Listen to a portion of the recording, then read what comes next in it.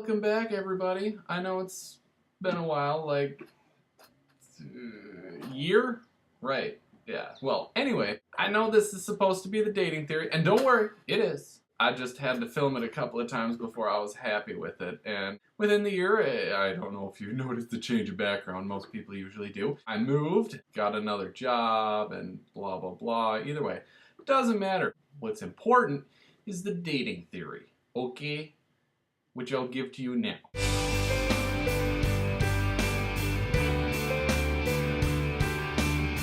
Alright, so when you look at a theory, it's got parts, okay? So my big part that you need is looks, okay? So everybody has their certain area that you are in a, there it is, in a scale to hotness. Like you're hot, okay? And so depending on exactly where you are, depends on exactly who you date. Because in the scale, you date about where you are. I mean, that's basically the theory. I mean, gets more complicated, but that's like, you gotta take that in, okay? So, if you want to, like, say, date somebody higher than you, most likely you'll need to possess additional characteristics that will boost you past your looks, such as personality or fame or fortune or, whatever, so that people who normally would be like, oh, he's nasty, would be like, oh, I date him. And so it also goes the other way down. So if you're like an ass and have no job, it'll kind of count against you. If you realize that like you're more attractive than the person you want to date, most likely they will date you. Just because they're like, hey, I get to go up for free. Not that like dating involves like money or anything, usually. Okay, so that was part one. Part two is about who gets a lot of dates and why. There's sex appeal. Sex. Just think about it. Sex. Ooh.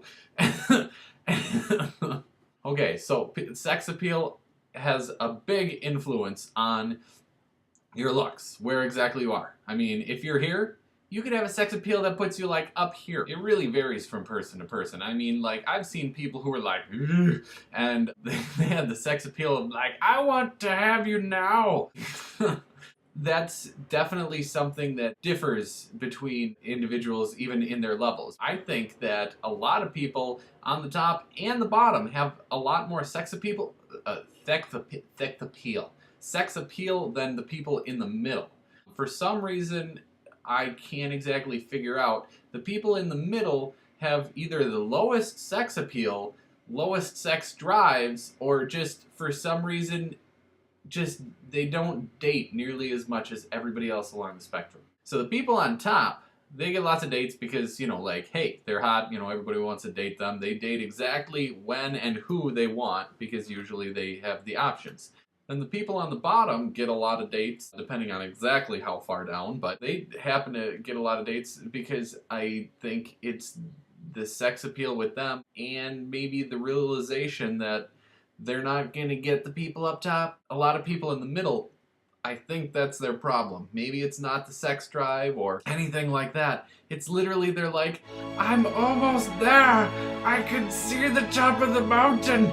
But you're not gonna get there unless you're Bill Gates or win the lottery or something, maybe. I don't know. I've seen it happen so many times. They're like, I can do it! And you're like, no, you can't. So the next time you see somebody in like a bar or some place that you actually want to like date them, if you're single, of course, try to judge if they're near you in looks. I mean, just take a second and do that. I think that would solve a lot of problems. But I mean, things definitely are infinitely more complicated when you consider dating. I mean, if you know the person ahead of time and then slowly just, develop, like that's something totally different.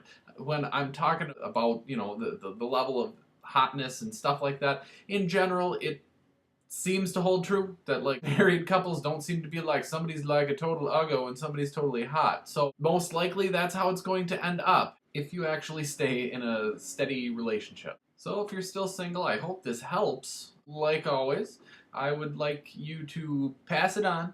I'm hoping to make more videos lately, soon, in the future. No promises. I will try. 2, like the video. Like it. Unless you don't, then dislike it. Just rate it, please. And then 3, make a comment.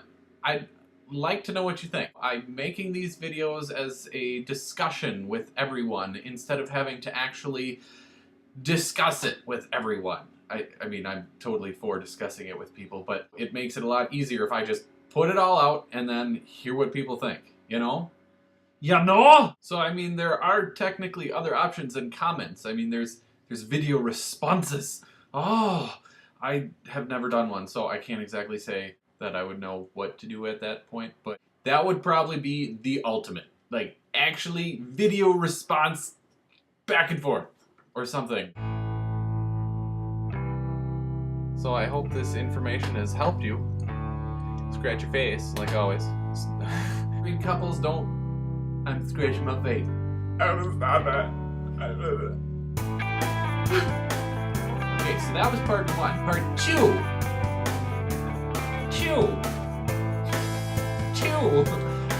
Part 2 is about I'm like not even paying attention anymore. I'm so out of it. Biggest factor that I found to let's just kick the desk. Let's check the computer. Oh my god.